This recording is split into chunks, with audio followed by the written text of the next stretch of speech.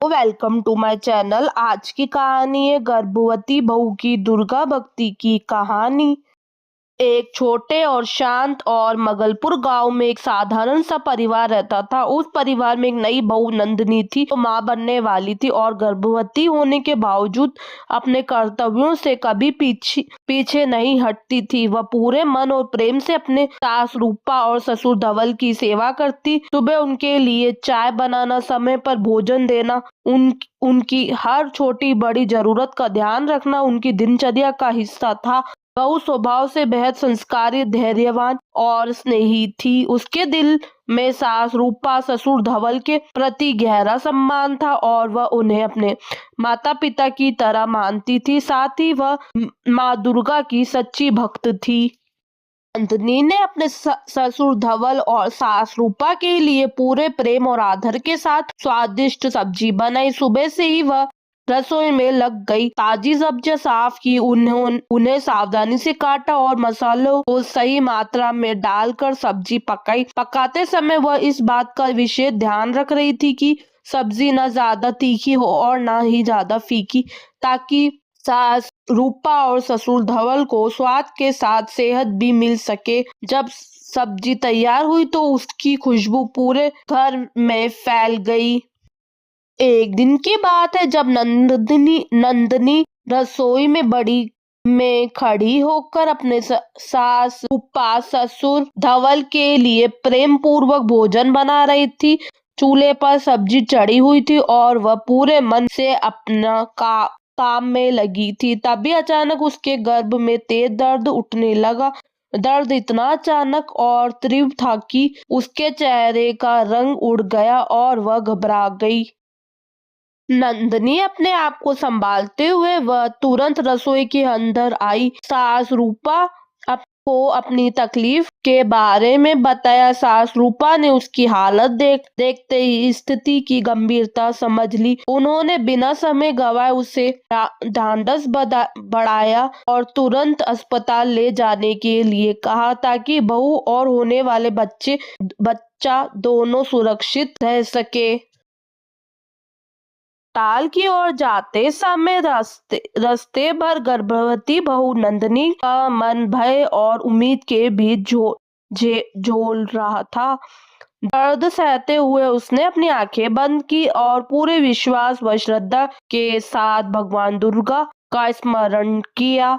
उसके होठ अब कांपते हुए प्रार्थना करने लगे, हे माँ दुर्गा, मेरी रक्षा करना, मुझे इतनी शक्ति देना कि मैं अपने बच्चे को सुरक्षित रूप से इस संसार में ला सकूं। मेरे गर्भ में पल रहे इस नन्हे जीवन की रक्षा करना। यदि आपकी कृपा मुझ पर बनी रही तो मैं जीवन भर आपकी भक्ति और सेवा करती रहूंगी। तो अस्पताल के कमरे में एक दृश्य अचानक और अलौकिक था।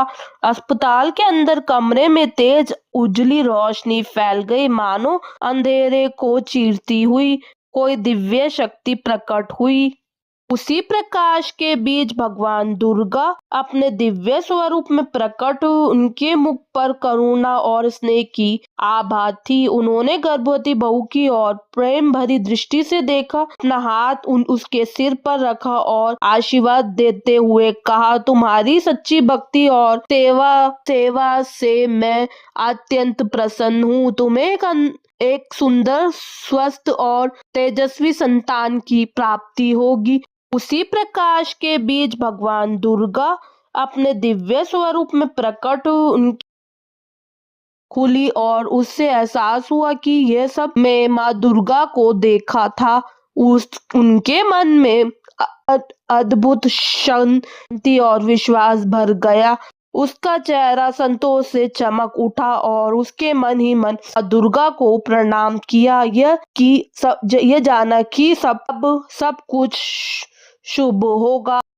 नंदनी की सास रूपा के मन में उस समय अत्यंत प्रसन्नता और गहरा संतोष भरा हुआ था। जब डॉक्टर सौम्या ने अच्छे समाचार दिया कि उनकी बहू को बेटी हुई है, तो रूपा की आंखों में खुशी की चमक साफ दिखाई देने लगी। उसके चेहरे पर लंबे समय बाद सुकून भरी मुस्कान फैल गई। मन ही मन वह दुर्गा माँ का धन्यवाद देने लगी और नंदिनी की उज्जवल भविष्य की कल्पना का अत्यंत खुश हो उठी। उस पल सास रूपा और डॉक्टर सौम्या दोनों के हृदय आनंद, आशा और सकारात्मक भावनाओं से भर गए थे। गर्भवती बहू ने भाव विभोर होकर अपनी होने वाली संतान टीना को मन ही मन भगवान दुर्गा के चरणों में समर्पित कर दिया। उसकी आंखों से कृतज्ञता के आंसू बहने लगे और उसने श्रद्धा से भरकर कहा, हे माँ दुर्गे, मैं जीवन भर तुम्हारी शरणी रहूंगी। तुमने मुझे और मेरी बच्चे नया जीवन दिया। हमें अपनी कृपा से सुरक्षित रखा है।